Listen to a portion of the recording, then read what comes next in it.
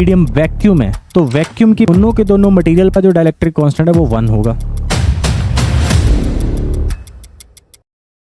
Hello students, तो कैसे आप सब लोग? आई होप आप सब लोग ठीक होंगे।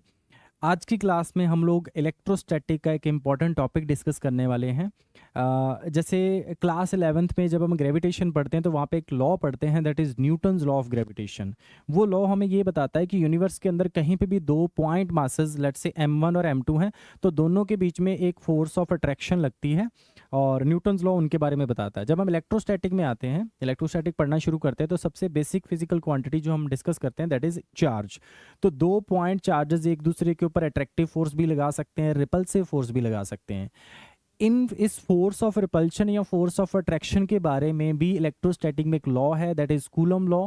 वो हमें बताएगा कि जो फोर्स ऑफ अट्रैक्शन या रिपल्शन है वो किन किन चीज़ों के ऊपर डिपेंड करती है। ठीक है, तो आज की क्लास में हम लोग कूलम्स लॉ डिस्कस करेंगे, उसका बेसिक मैथमेटिकल स्ट्रक्चर क्या है वो डिस्कस करेंगे, क्या क्या प्रॉपर्टीज़ हैं कूलम फोर्स की, एंड आफ्टर दैट कुछ बेसिक से क्वेश्चन प्रैक्टिस करेंगे कि रिजल्टेंट फोर्स किस तरीके से निकाली जाए, या फिर जैसे फॉर एग्जांपल दो चार्जेस के बीच में कहीं पे न्यूट्रल पॉइंट या इक्विलिब्रियम पॉइंट ढूंढने के लिए बोला जाए तो वो कैसे फिगर आउट करते हैं। तो शुरू करते हैं आज की क्लास। आज की क्लास में हम लोग डिस्कस करने वाले हैं कूलम्स लॉ। ठीक है, तो आप हेडिंग लिख लीजिए सब लोग, आज की क्लास में डिस्कस करेंगे कूलम्स लॉ। ठीक है, इलेक्ट्रोस्टैटिक का बड़ा इंपॉर्टेंट लॉ है, इसको शुरू करते हैं। ठीक है, तो कूलम नाम के साइंटिस्ट ने बोला कि देखिए आपके पास अगर आपके पास दो पॉइंट चार्जेस हैं, एक का नाम Q1 रख लीजिए, दूसरे का नाम Q2 रख लीजिए। तो दो पॉइंट चार्जेस लेते हैं, लेट्स से पहले पॉइंट चार्ज का नाम है Q1 और दूसरे पॉइंट चार्ज का नाम है लेट्स से Q2। दोनों के बीच का जो लीनियर डिस्टेंस है that distance is assumed to be r। ठीक है, तो इनके बीच में एक फोर्स लगेगी, वो फोर्स अट्रैक्टिव भी हो सकती है, रिपल्सिव भी हो सकती है। रिपल्सिव तब होएगी जब दोनों के दोनों चार्जेस का नेचर होगा सेम, यानी कि दोनों के दोनों लाइक चार्जेस होंगे। अगर अनलाइक चार्जेस हैं तो दोनों के दोनों चार्जेस के बीच में एक अट्रैक्टिव फोर्स लगेगी। लेकिन फॉर द मोमेंट चाहे वो अट्रैक्टिव फोर्स है चाहे वो रिपल्सिव फोर्स है, हम सिर्फ उस फोर्स के मैग्नीट्यूड की बात करते हैं। तो कूलम ने बोला कि दोनों चार्जेस के बीच में जो अट्रैक्टिव या रिपल्सिव फोर्स लगेगी that force is directly proportional to the product of the charges. दोनों चार्जेस का जो प्रोडक्ट है उसके डायरेक्टली प्रोपोर्शनल है ये वाली फोर्स। और एक इंपॉर्टेंट प्रॉपर्टी है, दोनों चार्जेस के बीच में लगने वाली फोर्स सम के डायरेक्टली प्रोपोर्शनल नहीं है, डिफरेंस के डायरेक्टली प्रोपोर्शनल नहीं है, सिर्फ प्रोडक्ट के डायरेक्टली प्रोपोर्शनल है। So let it be equation number first, इसको हम अपनी फर्स्ट इक्वेशन का नाम देंगे। So let it be equation number first. ठीक है, एंड सिमिलरली दूसरी चीज जो कूलम ने बोली, उसने बोला कि दोनों चार्जेस के बीच में जो फोर्स लगेगी that force is inversely proportional to the square of the distance between the charges. दोनों चार्जेस के बीच में जो डिस्टेंस होगा उसके स्क्वायर के इनवर्सली प्रोपोर्शनल होगी। So this is our second equation, ये हमारे लिए एक सेकंड इक्वेशन का काम करेगी। ठीक है, okay, so let it be a first equation and let it be a second equation. ठीक है, अब क्या करते हैं, फर्स्ट और सेकंड इक्वेशन को कंबाइन करते हैं और कंबाइन करके एक इक्वेशन बना लेते हैं। So combining first and second equation. ठीक है, फर्स्ट और सेकंड इक्वेशन को जैसे हम लोग कंबाइन करेंगे एक सिंगल इक्वेशन बन जाएगी and that equation is F is directly proportional to Q1 Q2 divide by R square. यहां तक सबको क्लियर हो गया होगा होपफुली। मैंने कुछ नहीं किया, फर्स्ट और सेकंड इक्वेशन को एक इक्वेशन बना के लिख दिया।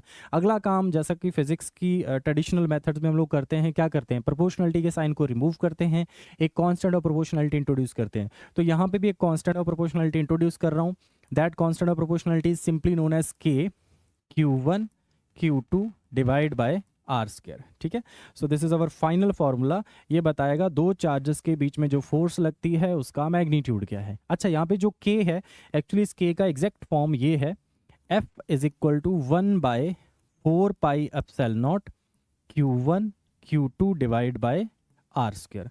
तो ये एक्चुअली एग्जैक्ट फॉर्म है कूलम्स लॉ का, यानी कि उसका मैग्नीट्यूड हमें इस फॉर्मूले से मिल रहा है। ठीक है, हमने इस वाले फॉर्मूले पे फोकस करना है। जब भी दो चार्जेस के बीच में जो फोर्स लगती है उसका मैग्नीट्यूड निकालने के लिए बोला जाएगा तो हम लोग इस वाले फॉर्मूले से अप्रोच करेंगे। यहाँ पे एक दो क्वांटिटीज नई इंट्रोड्यूस हुई हैं, एक तो खैर ये K, लेकिन K को ही हमने फाइनली अब साइलेंट नॉट लिखा है। यहाँ पे ये जो क्वांटिटी है, वेट अ मिनट, यहाँ पे ये जो क्वांटिटी है ये वाली, इसको मैथमेटिक्स में ये क्वांटिटी आती है, इसको प्रोनाउंस किया जाता है epsilon. This is simply known as upsilon, ठीक है। लेकिन फिजिक्स की भाषा में ये दो चार्जेस के बीच में जो मीडियम है उसकी परमिटिविटी कहलाता है, ठीक है। So simply upsilon is known as permittivity of the medium, permittivity of the medium between two charges, ठीक है। दोनों चार्जेस के बीच में जो मीडियम है उसका परमिटिविटी है, ठीक है। और अगर दो चार्जेस के बीच में जो मीडियम वैक्यूम है तो वैक्यूम की परमिटिविटी को हम लोग अपसाइलन लिख के उसके सबस्क्रिप्ट में ऐसे करके एक नोट लगा देंगे। सो this is simply permittivity of vacuum, ठीक है, परमिटिविटी ऑफ वैक्यूम, ठीक है। इसका मतलब हम लोग इनिशियली ये अज्यूम करके चल रहे हैं कि दोनों के दोनों जो पॉइंट चार्जेस हैं वो कहीं ना कहीं वैक्यूम के अंदर रखे हैं, या दोनों के बीच का जो मीडियम है दैट मीडियम इज वैक्यूम, ठीक है। So this is our final result. इस पे हम डिस्कस करते हैं ये जो फोर्स आई है ये किन किन चीज़ों के ऊपर डिपेंड करती है, कैसे कैसे इसको न्यूमेरिकल के अंदर हम लोग यूज़ करेंगे, ठीक है। तो इस फॉर्मूले को नेक्स्ट स्लाइड पे लिखते हैं और फिर इसके कुछ बेसिक कैरेक्टरिस्टिक्स डिस्कस करते हैं कि ये जो कूलम फोर्स है ये किन किन चीज़ों को ऑबे करती है, किन किन चीज़ों को फॉलो करती है, ठीक है। सो नेक्स्ट लिखता हूँ मैं, F is equal to k Q1 Q2 divide by R square, और we can say 1/4 pi epsilon not Q1 Q2 divide by R square, ठीक है।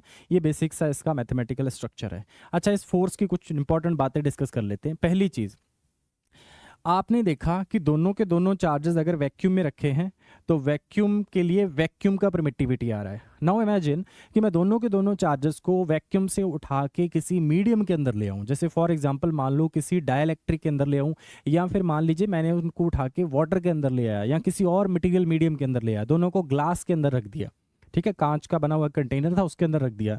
तो ऑब्वियसली जैसे जैसे दो चार्जेस के बीच का मीडियम चेंज होगा वैसे वैसे उस मीडियम की परमिटिविटी आएगी ना। यहाँ पे वैक्यूम है तो वैक्यूम की परमिटिविटी, वाटर है तो वाटर की परमिटिविटी, ग्लास है तो ग्लास की permittivity.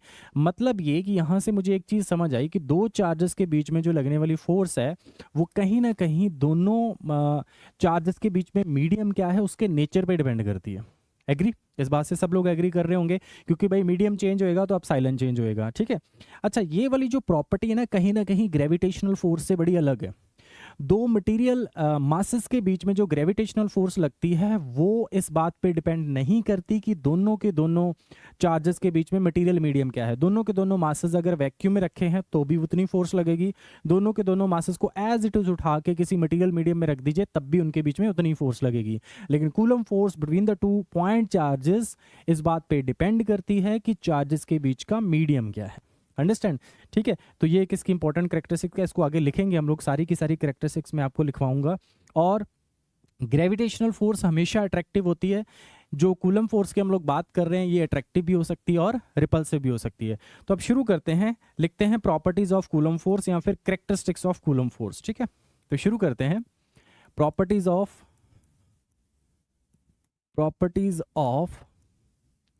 Coulomb force.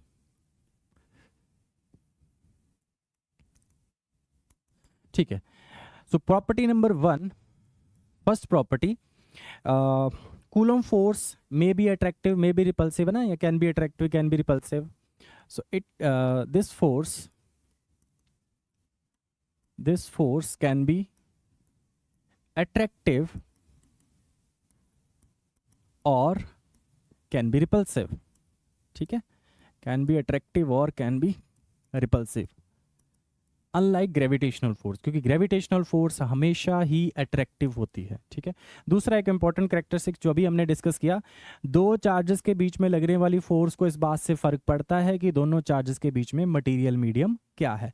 So it depends upon the nature of, it depends upon the nature of medium, nature of medium between the charges, ठीक है। दो चार्जेस के बीच में भाई साहब मीडियम क्या है, इस बात पे दोनों चार्जेस के बीच में लगने वाली फोर्स को फर्क पड़ेगा, ठीक है। और क्या क्या प्रॉपर्टीज हैं और भी डिस्कस करते हैं। एक क्लास 11th में आप कंजर्वेटिव और नॉन कंजर्वेटिव फोर्सेस करके कुछ डिफाइन किया करते थे। मैं एक बार जल्दी से आपको रिकॉल करवा देता हूँ। कंजर्वेटिव फोर्सेस वो होती हैं जिन फोर्सेस के द्वारा जब काम किया जाता है या जिन फोर्सेस के अगेंस्ट जब काम किया जाता है तो वो वर्क डन जब फोर्सेस करती हैं वो वर्क डन पाथ पे डिपेंड नहीं करता, सिर्फ इनिशियल और फाइनल पॉइंट पे डिपेंड करता है। बिल्कुल सिमिलर वे में कूलम फोर्स भी एक कंजर्वेटिव फोर्स है, यानी कूलम फोर्स जब भी काम करेगी या कूलम फोर्स के अगेंस्ट आप जब भी काम करेंगे, जो वर्क डन है वो सिर्फ और सिर्फ किस चीज़ पे डिपेंड करेगा, पाथ पे डिपेंड नहीं करेगा, सिर्फ और सिर्फ इनिशियल और फाइनल पॉइंट पे डिपेंड करेगा। So third property, coulomb force is a conservative force. ठीक है, दो स्टैटिक चार्जेस के बीच में जो फोर्स है, this is a conservative force. ठीक है, और नेक्स्ट कैरेक्टरिस्टिक्स, एक और कैरेक्टरिस्टिक्स की बात करते हैं, जो कैरेक्टरिस्टिक्स एक्चुअली हमें ये भी बताती है कि दो चार्जेस के बीच में जो लगने वाली फोर्स है उसका डायरेक्शन क्या होगा। क्योंकि अभी तक जो मैंने पीछे ये फॉर्मूला लिखा है आपके सामने, ये वाला जो फॉर्मूला है, इसमें सिर्फ फोर्स का मैग्नीट्यूड लिखा है, मैंने डायरेक्शन अभी तक आपको स्पेसिफाई नहीं करी कि किस डायरेक्शन में लगेगी। तो वो जो चीज़ है वो आपको बताती है कि नेक्स्ट प्रॉपर्टी जिसको मैं भी डिस्कस करने वाला हूँ, दैट प्रॉपर्टी सिंपली कि दो चार्जेस के बीच में लगने वाली जो कूलम फोर्स है, that force is a central force. तो जब मैं सेंट्रल फोर्स आपको डिफाइन करूंगा कि सेंट्रल फोर्स क्या है, तब ऑटोमेटिकली आपको क्लियर हो जाएगा कि दोनों चार्जेस के बीच में जो लगने वाली फोर्स है उसका डायरेक्शन क्या होगा। सो एक बार लिख लेते हैं property number 4, coulomb force is a central force. Coulomb force is a central force. एक बार पीछे जाता हूं, इसी स्लाइड पे मैं आपको क्लियर करवा देता हूं कि दो चार्जेस के बीच में लगने वाली फोर्स को सेंट्रल फोर्स कब बोला जाता है और उससे डायरेक्शन कैसे पता चलती है। इमेजिन हमारे पास एक चार्ज है, लेट से Q1, और इससे R डिस्टेंस पे एक दूसरा चार्ज है, लेट से Q2। दोनों चार्जेस के बीच का डिस्टेंस R है।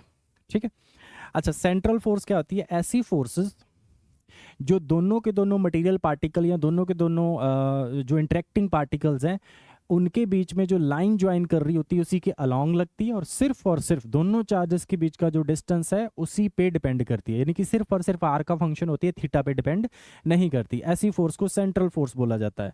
Now imagine Q1 and Q2 are positive charges. मान लीजिए Q1 और Q2 पॉजिटिव चार्जेस हैं, तो ये जो Q1 है वो Q2 को रिपेल कर रहा होगा।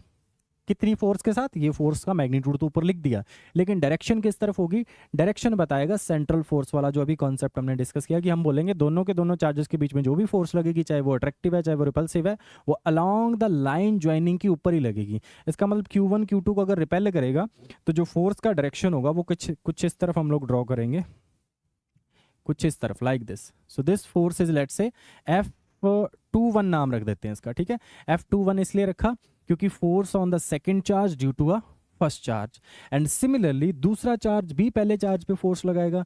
ये वाला चार्ज इस पे जो रिपल्सिव फोर्स लगाएगा वो कुछ इस डायरेक्शन में ड्रॉ करी जाएगी। Let's call that force to be F12 vector. ठीक है, इसका मतलब force on the first charge due to the second charge. और ये जो फोर्सेस मैंने जब ड्रॉ करी हैं तो आपने नोटिस किया कि दोनों की दोनों फोर्सेस के जो एरो हैं मैंने दोनों को जो लाइन ज्वाइन कर रही है उसी लाइन के अलोंग ड्रॉ किए हैं, और ऐसी फोर्सेस को ही सेंट्रल फोर्स बोला जाता है।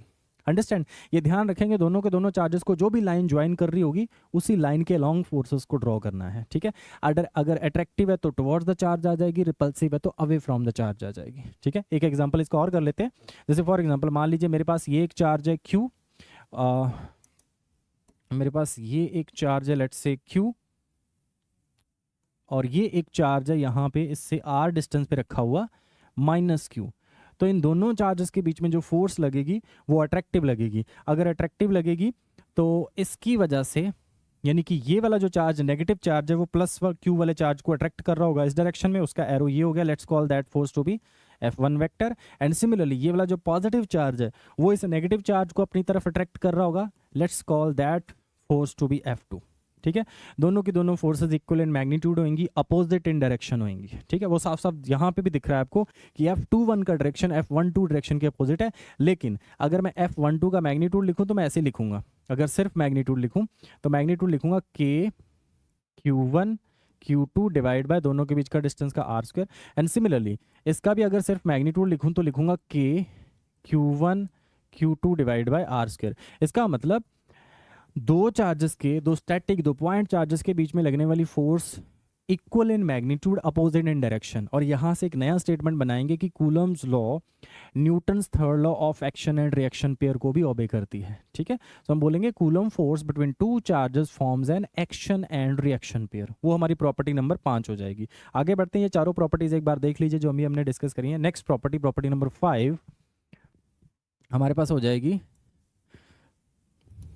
सॉरी 5th प्रॉपर्टी है ये हमारी। ठीक है, तो हम लिखेंगे coulomb force between two static charges, 2 point charges obey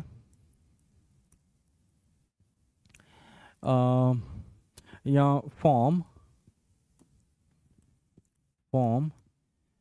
action and reaction pair, action reaction pair. यानी कि हम ऐसा भी बोल सकते हैं कि कूलम्स लॉ जो है वो न्यूटन्स के थर्ड लॉ को ओबे करती है, ऐसा भी बोला जा सकता है। इट मीन्स ये हो गया F12 vector is equal to minus of F21 vector. ठीक है, बड़ा इंपॉर्टेंट स्टेटमेंट है ये। ठीक है, कई बार ये प्रूव करने के लिए दे दिया जाता है कि प्रूव दैट कूलम्स लॉ ओबे Newton's third law of motion. ठीक है, एक्शन एंड रिएक्शन वाला।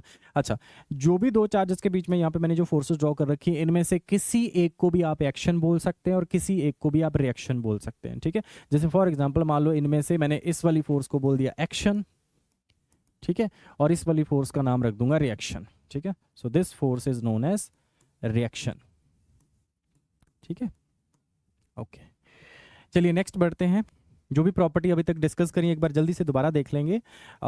अट्रैक्टिव हो सकती है, रिपल्सिव हो सकती है, नेचर ऑफ द मीडियम पे डिपेंड करती है। ये जो नेचर ऑफ मीडियम पे डिपेंड करती है, इसको आगे फर्दर एक आर्टिकल में हम लोग डिस्कस भी करेंगे कि दोनों चार्जेस के बीच में अगर कोई मीडियम बदल जाता है, वैक्यूम के अलावा कोई डाइलेक्ट्रिक मीडियम आ जाता है, तो दोनों के चार्जेस के बीच में जो फोर्स है वो कितने फैक्टर से चेंज हो जाएगी। हालांकि इसको डिटेल में डिस्कस किया जाएगा। कंजर्वेटिव है, सेंट्रल है, और एक्शन रिएक्शन पेयर बनाती है। अगला इंपॉर्टेंट प्रॉपर्टी, कूलम फोर्स सिर्फ और सिर्फ, ये जो फॉर्मूला है जो हमने लिखा है Coulomb's law, this is valid only for point charges, static point charges. ठीक है, सो प्रॉपर्टी नंबर 6 लिखते हैं, coulomb law is valid for static point charges, static and point charges. ठीक है, स्टैटिक पॉइंट चार्जेस के लिए ये वैलिड है। ठीक है, तो ये कुछ इंपॉर्टेंट कैरेक्टरिस्टिक्स हमने यहाँ पे लिखे जो कि कूलम्स लॉ ओबे करती है। ठीक है, नेक्स्ट हमारा टारगेट ये है कि एक तो हम ये फिगर आउट करें कि जो हमने प्रॉपर्टी नंबर 2 लिखी ना, इसके अंदर की मीडियम चेंज होने से फोर्स चेंज हो जाती है। पहले वो फिगर आउट करते हैं कि मीडियम चेंज होने से फोर्स कैसे चेंज हो जाती है। ओके, सो नेक्स्ट आर्टिकल है हमारा इफेक्ट ऑफ मीडियम। मीडियम का क्या इफेक्ट पड़ता है टू द फोर्स या on the force between the two static charges. ठीक है, सो लिखते हैं इफेक्ट ऑफ डाइलेक्ट्रिक मीडियम, ये हमारा नेक्स्ट आर्टिकल हो जाएगा। Effect of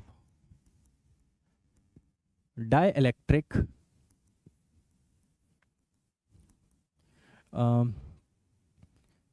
on the coulomb force,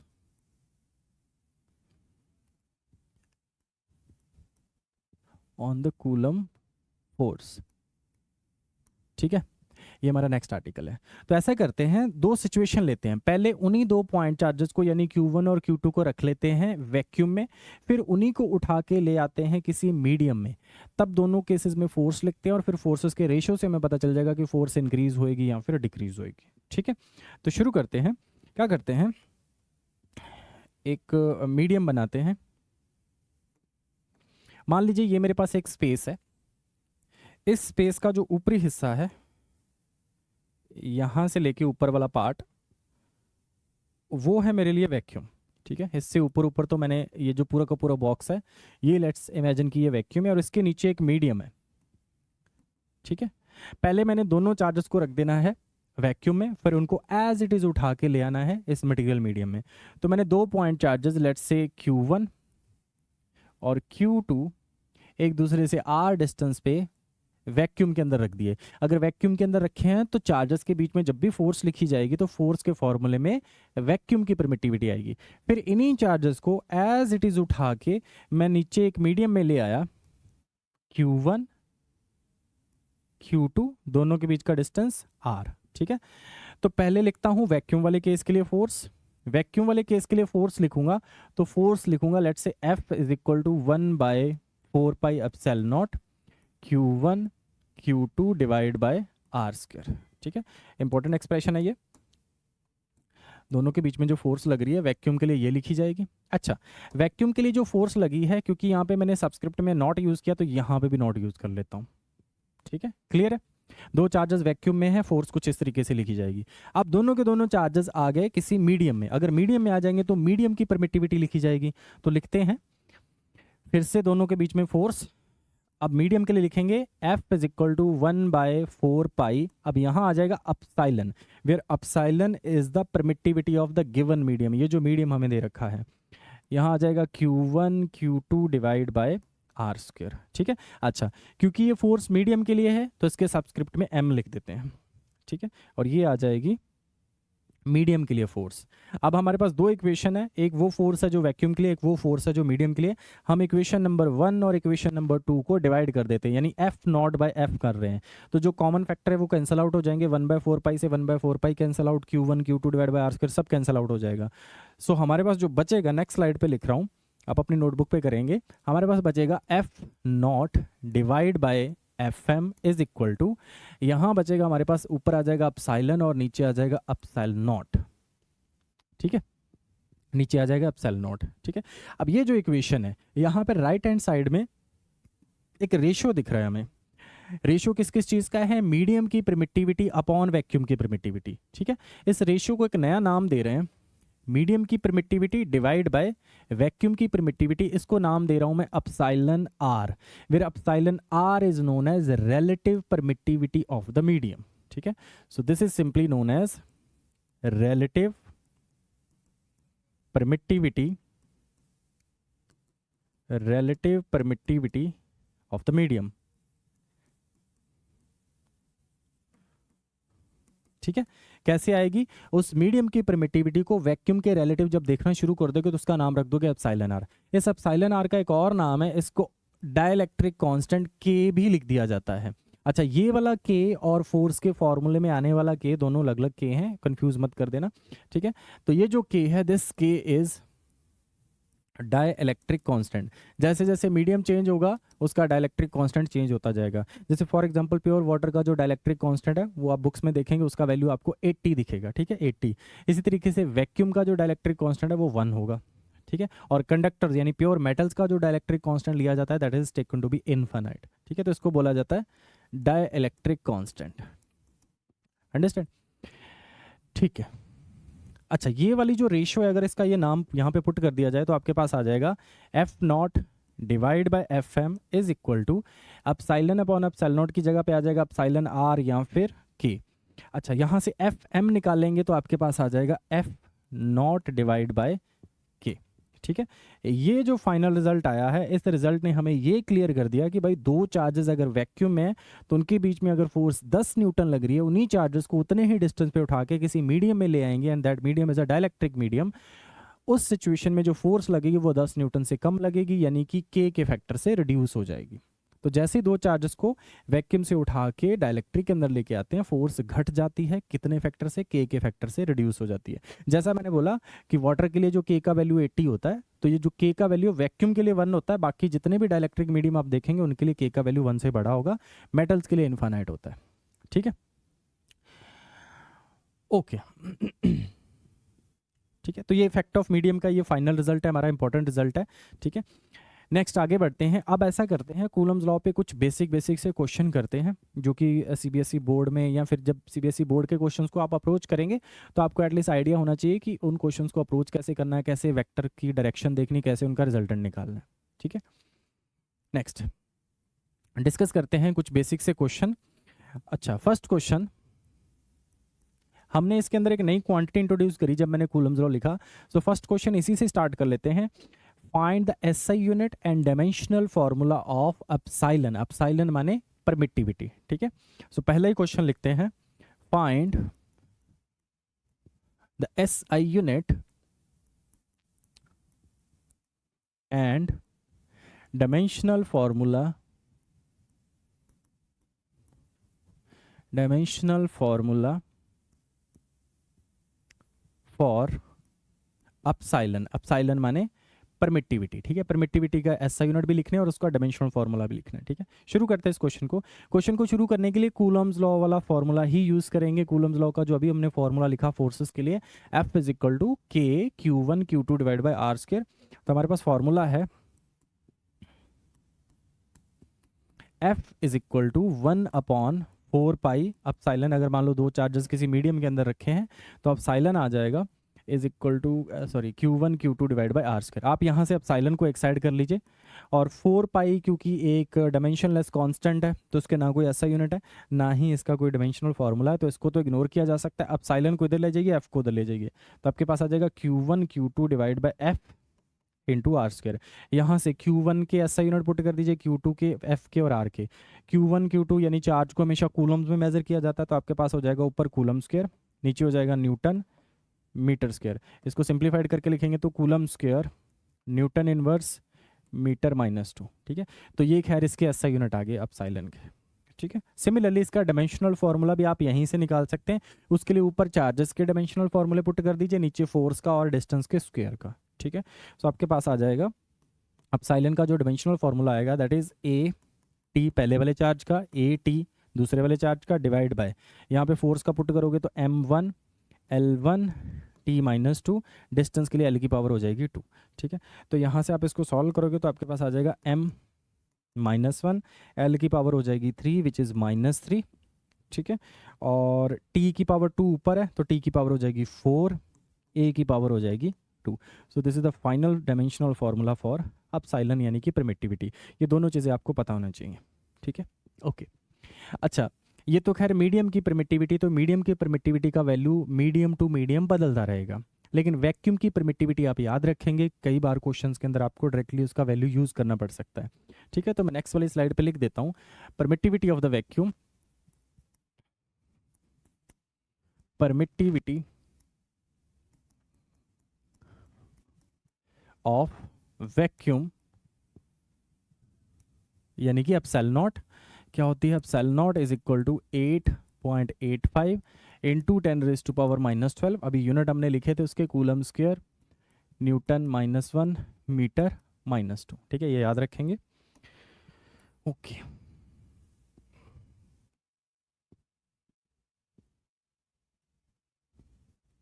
okay, ठीक है। सिमिलरली क्वेश्चंस के अंदर आप देखेंगे कि जब हम क्वेश्चंस करेंगे कूलम्स लॉ के तो फॉर्मूला लगाएंगे, हम 1/4 पाई एप्सिलॉन नॉट का वैल्यू बार बार नहीं पुट करेंगे, हम सीधा सीधा ये फिगर आउट कर देते हैं कि 1/4 पाई एप्सिलॉन नॉट जिसको k लिखा है उसका वैल्यू क्या है। सो k यानी कि 1/4 पाई एप्सिलॉन नॉट, इसका वैल्यू भी आप याद रखेंगे 9 इंटू 10⁻⁹ न्यूमेरिकल में जब भी आपको जरूरत पड़ेगी इसको यूज करेंगे, ओके। यूनिट के क्या हो जाएंगे, जो एप्सिलॉन के हैं के उसके बिल्कुल उल्टा हो जाएंगे, तो क्या हो जाएंगे कूलम -2 न्यूटन 1 मीटर की पावर 2, ठीक है। ये के का वैल्यू न्यूमेरिकल पर्पस के लिए यूज करेंगे, ये सिर्फ इस चैप्टर में यूज नहीं होगा, हम आगे जाके जब पोटेंशियल वाला चैप्टर के साथ भी डील करेंगे तो वहाँ पे भी ये के बार बार अपीयर होगा, तो आप इस के वैल्यू को स्टैंडर्ड याद ही कर लीजिए, 9 इंटू 10⁻⁹ जहाँ कहीं भी न्यूमेरिकल में यूज करना पड़ेगा हम इसको यूज करेंगे, ओके। ओके, नेक्स्ट आगे बढ़ते हैं। नेक्स्ट क्वेश्चन करने से पहले एक बार एक चीज़ और डिस्कस कर लेते हैं, vector form of Coulomb's law. Vector form of Coulomb's law से आपको ये आइडिया हो जाएगा कि मैंने जब फोर्सेस लिखनी है उनके वेक्टर कैसे ड्रॉ करने हैं। हालांकि मैंने आपको सेंट्रल फोर्स में बता दिया कि जो फोर्सेस सेंट्रल होती हैं उनके एरो कैसे ड्रॉ किए जाते हैं, बट फॉर द मोमेंट एक बार vector form of Coulomb's law discuss कर लेते हैं। तो नेक्स्ट हमारा आर्टिकल है vector form of Coulomb's law, vector form of Coulomb's law, ठीक है। Vector form of Coulomb's law discuss करने के लिए क्या करते हैं, दो पॉइंट चार्जेस लेते हैं Q1 और Q2, Q1 और Q2, ठीक है। Q1 हमारे लिए एक इनिशियल पॉइंट की तरह काम कर रहा है और Q2 हमारे लिए फाइनल पॉइंट की तरह काम कर रहा है। इन दोनों के बीच में एक वेक्टर डिफाइन कर लेते हैं, that vector is R12 vector, ठीक है। यानी दोनों के दोनों बीच में एक ऐसा वेक्टर है जिसका जो टेल है वो Q1 पे और जिसका जो हेड है वो Q2 पे, ठीक है। तो इस वाले वेक्टर का नाम रख दिया हम लोगों ने R12 वेक्टर। दोनों के दोनों चार्जेस का नेचर फॉर द मोमेंट में पॉजिटिव ले रहा हूँ, ठीक है। अच्छा, Q1 Q2 के ऊपर एक रिपल्सिव फोर्स लगाएगा, किस डायरेक्शन में? इस डायरेक्शन में, क्योंकि सेंट्रल फोर्स है तो अलोंग द लाइन ज्वाइनिंग लगाएगा। तो जो भी रिपल्सिव फोर्स इसके ऊपर लगेगी उस फोर्स को लिखते हैं, दैट फोर्स इज, कुछ इस डायरेक्शन में ड्रॉ करी जाएगी। फोर्स का नाम रख दिया मैंने F21 वेक्टर। ठीक है, F21 वेक्टर माने force on the second charge due to the first charge. ठीक है, पहले इस फोर्स का लिखते हैं magnitude according to Coulomb's law. Coulomb's law ये कहता है कि भाई ये जो फोर्स होगी इसका मैग्नीट्यूड आप लिख सकते हैं 1/4πε0 अगर दोनों चार्जेस वैक्यूम में है, Q1 Q2 डिवाइड बाय दोनों चार्जेस के बीच के डिस्टेंस का स्क्वायर। अच्छा, दोनों चार्जेस के बीच का जो डिस्टेंस होगा वो इस वेक्टर के मैग्नीट्यूड के बराबर ही होगा। ठीक है, तो इस वेक्टर का मैग्नीट्यूड मतलब R12 वेक्टर का मैग्नीट्यूड, लेकिन हमें तो डिस्टेंस का स्क्वायर करना होता है तो यहाँ पे एक स्क्वायर लिख देंगे। ठीक है, अब ये तो लिख दिया इसका मैग्नीट्यूड, लेकिन अगर मुझे इसका डायरेक्शन लिखना हो तो इस तरफ मैंने लगा दिया वेक्टर। अच्छा, फोर्स का नाम भी हमने रखा है, फोर्स इज F21 वेक्टर, है ना, force on the second charge due to the first charge. ये जो फोर्स लग रही है, इस फोर्स का जो डायरेक्शन है वो उसी तरफ है जिस तरफ R12 वेक्टर का डायरेक्शन है, और किसी भी वेक्टर का जो डायरेक्शन है वो उसका यूनिट वेक्टर बताता है। तो कहने का मतलब ये है कि F21 वेक्टर का जो डायरेक्शन है वो R12 वेक्टर के यूनिट वेक्टर की तरफ है। तो मैं यहाँ पे इस वेक्टर का डायरेक्शन स्पेसिफाई करने के लिए लिख सकता हूँ R12 वेक्टर का यूनिट वेक्टर, यानी कि दिस वन। ओके, और ये इंपॉर्टेंट रिजल्ट है, ये हमें बताता है Coulomb's law in vector form. ठीक है, इंपॉर्टेंट रिजल्ट है ये। ओके, इसका एक और फॉर्म भी कई बार डिस्कस किया जाता है, वो ये है, एक तो ये हो गया Coulomb's law in vector form, इसका एक और फॉर्म भी हो सकता है कि किसी भी वेक्टर का जो यूनिट वेक्टर है उसको पहले डिफाइन कैसे किया जाता है। क्लास 11th में आप कैसे डिफाइन करते हैं कि भैया अगर ए वेक्टर है उसका यूनिट वेक्टर लिखा जाएगा ए कैप से। कैसे लिखा जाता है? ए वेक्टर डिवाइड बाय उसका मैग्नीट्यूड। किसी भी वेक्टर का यूनिट वेक्टर कुछ इस तरीके से डिफाइन किया जाता है। ओके, सिमिलरली हमारे पास भी एक यूनिट वेक्टर है R12 कैप, इसको कैसे डिफाइन किया जाएगा भैया? R12 cap is equal to R12 vector divide by R12 vector का मैग्नीट्यूड। और ये जो वैल्यू है हमारे पास R12 कैप की आई, इसको हम यूज करते हैं, इसको हम यूज करते हैं और इस एक्सप्रेशन के अंदर सब्स्टिट्यूट कर देते हैं।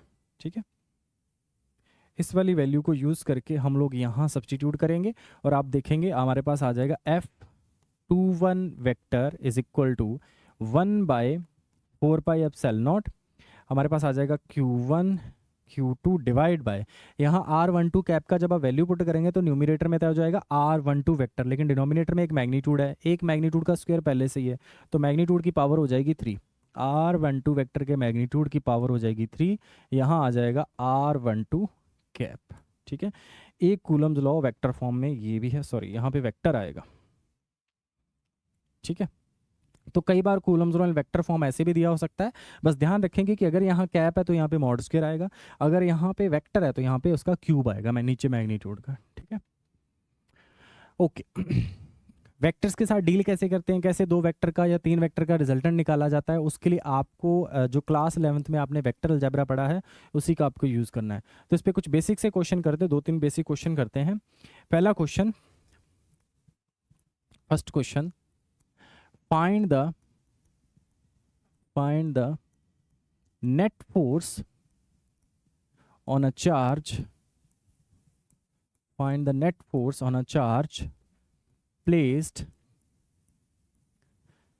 at the middle point, at the midpoint of two unlike charges, unlike identical charges, identical in magnitude मतलब unlike identical charges। ठीक है, तो ये उसने बोला है। इस क्वेश्चन का पहले बेसिक सा एक डायग्राम बनाते हैं, क्या कहना चाह रहा है वो। इसमें उसने डिमांड करी है कि भैया ऐसे करके एक लाइन के ऊपर दो चार्जेस रखे हुए हैं, एक चार्ज है लेट्स से Q, तो दूसरा चार्ज है -Q, आइडेंटिकल इन मैग्नीट्यूड है, अनलाइक है मतलब एक पॉजिटिव तो दूसरा नेगेटिव। ठीक है, इनके बीच का डिस्टेंस लेट्स से ले लेते हैं R, मान लेते हैं Q से -Q तक का डिस्टेंस है कितना, R। ठीक है, दोनों चार्जेस के बीच के डिस्टेंस को बोल दिया जाता है R।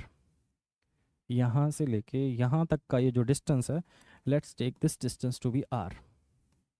ओके, अब इनके ना बिल्कुल मिड पॉइंट पे एग्जैक्टली यहाँ पे एक स्मॉल सा चार्ज Q रख देते हैं और उसके ऊपर हमें नेट फोर्स निकालनी है। ठीक है, नेट फोर्स निकालते टाइम आपको ध्यान देना है कि इसके अलावा जितने भी बाकी चार्जेस हैं सब इसके ऊपर अट्रैक्टिव या रिपल्सिव फोर्स लगाएंगे। और ये जो क्यू मैंने लिया है, let's take this charge to be positive, ठीक है।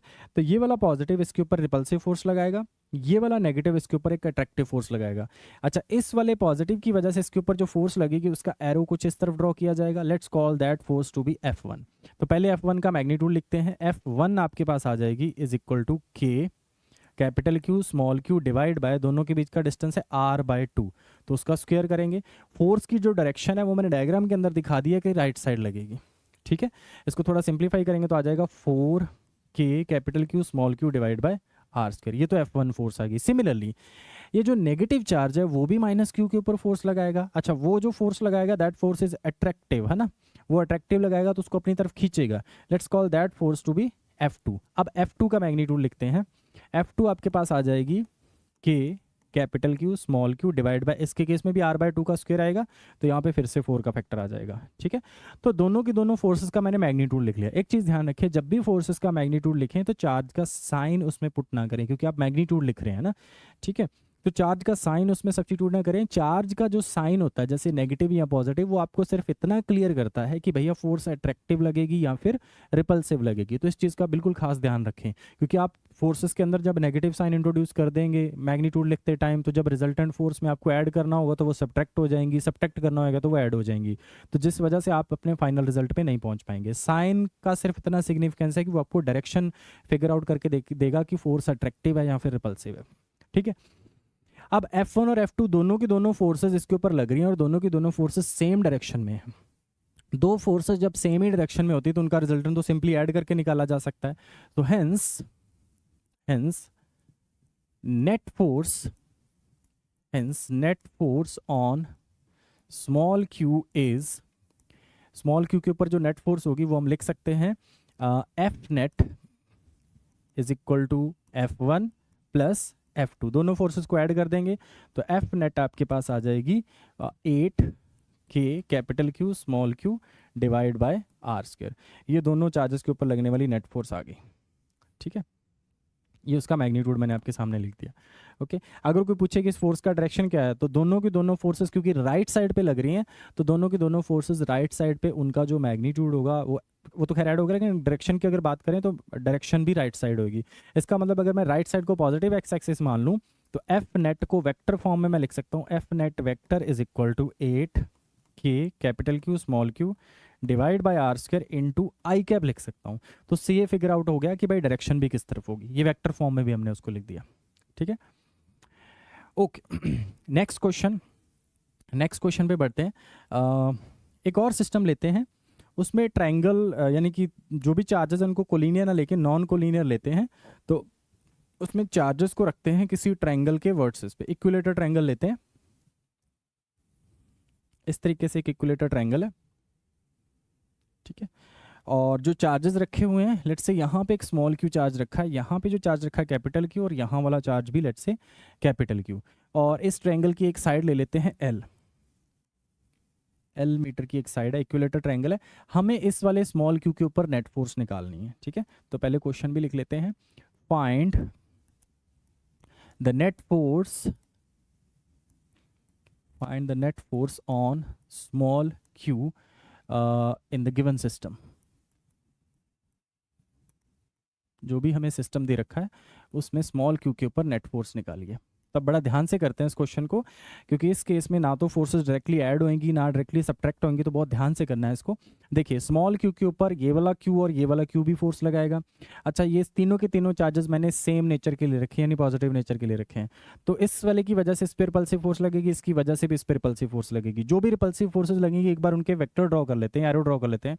इन दोनों के बीच में along the line joining force लगेगी, तो एरो आ जाएगा कुछ ऐसे करके। इसका नाम रख दिया लेट्स से F1, ठीक है। यानी इस कैपिटल Q की वजह से स्मॉल q के ऊपर जो फोर्स लग रही है उसका नाम रख दिया F1। सिमिलरली इस कैपिटल Q की वजह से इस वाले स्मॉल q के ऊपर भी एक फोर्स लगेगी and that force is let's say F2, ठीक है। पहले मैं F1 और F2 का मैग्नीट्यूड लिख रहा हूँ, तो F1 आ जाएगा आपके पास K capital Q small q divide by distance कितना दोनों के बीच में L, तो L का स्क्वायर।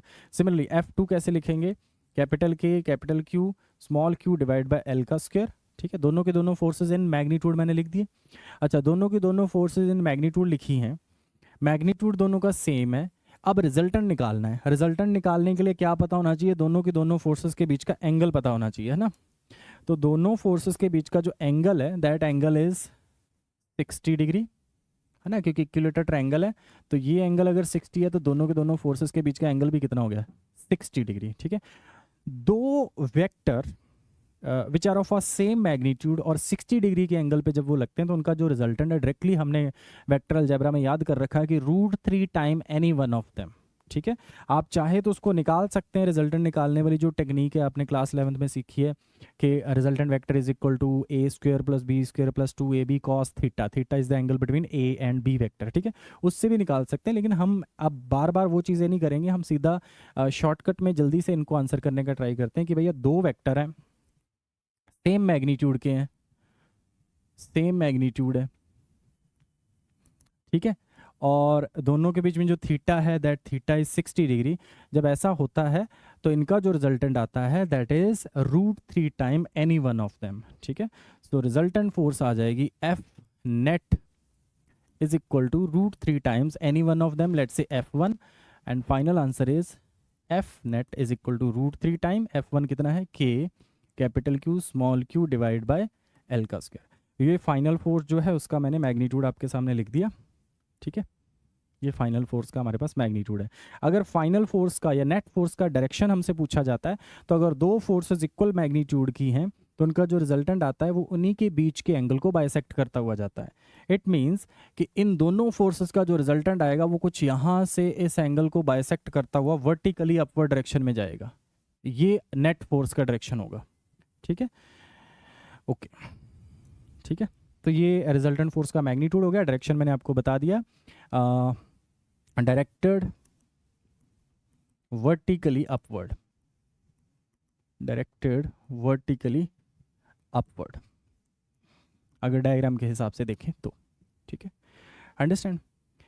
सिमिलरली नेक्स्ट क्लास में हम लोग ट्राई करेंगे कूलम्स लॉ पे ही बेस्ड कुछ और प्रॉब्लम करेंगे जिसमें चार्जेस का नेचर चेंज किया जाएगा। किसी चार्ज को सेंट्रॉइड पे स्क्वायर वाली प्रॉब्लम आएंगी, फिर उसके बाद न्यूट्रल पॉइंट, इक्विलिब्रियम पॉइंट। ये फर्दर डिस्कशन हम नेक्स्ट क्लास में कंटिन्यू करेंगे। आज की क्लास में हमने सिर्फ इतना फिगर आउट किया कि कूलम फोर्स है क्या, किन किन चीज़ों पे डिपेंड करती है, क्या क्या प्रॉपर्टीज़ हैं उस फोर्स की, और उस फोर्स का यूज़ करके आप कुछ सिंपलेस्ट से सिंपलेस्ट सिस्टम कैसे सॉल्व कर सकते हैं। ठीक है, नेक्स्ट क्लास में मिलते हैं और ट्राई करेंगे कूलम्स लॉ पे ही बेस्ड कुछ न्यूमेरिकल प्रॉब्लम को डिस्कस करेंगे कि कैसे इस लॉ का यूज़ करके कुछ इक्विलिब्रियम सिस्टम के इक्विलिब्रियम बनाए जाते हैं, या इक्विलिब्रियम के लिए क्या क्या कंडीशन होती है वो फिगर आउट करने का ट्राई करेंगे। आज की क्लास को यहाँ तक देखने के लिए थैंक यू सो मच।